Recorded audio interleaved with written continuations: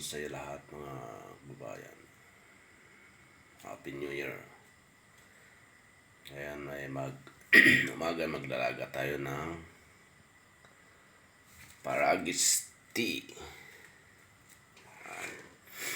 Kinuha ko lang yan doon sa parking stockyard kasi ang dami. Wala ako doon sa labas.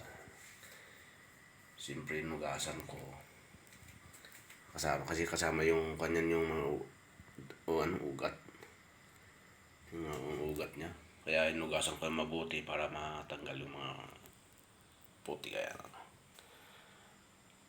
putik-putik.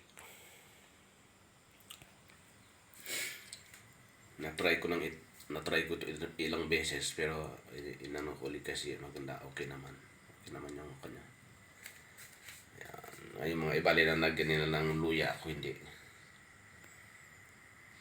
Talagang sulit yan. Pag pakaluin natin na ng ilang minuto, pwede natin inumin. Yan.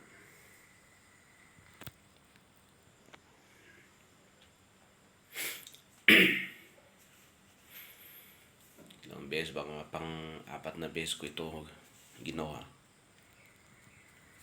Pero okay naman ang resulta. Sa amin, ugat, lahat yan. Basta pag tinanggal mo sa kwan, hugasan mo maigi kasi matanggal yung mga putik doon sa paul mo. Yan. Pwede natin lagyan ng luya kasi may luya naman dito. Pwede natin lagyan ng kaya pag hintayin ko lang kumulo. Pag kumulo, lalagyan ko ng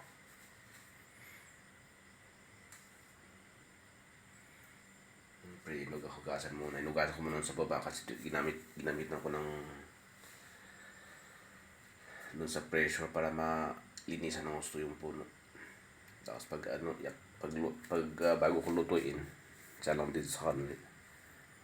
Siyempre, inugasan ko ulit. Maging di ba? Okay. Maging malinis yung niya.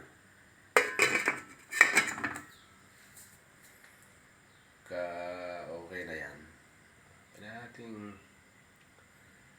inumin gawin Paragis tea.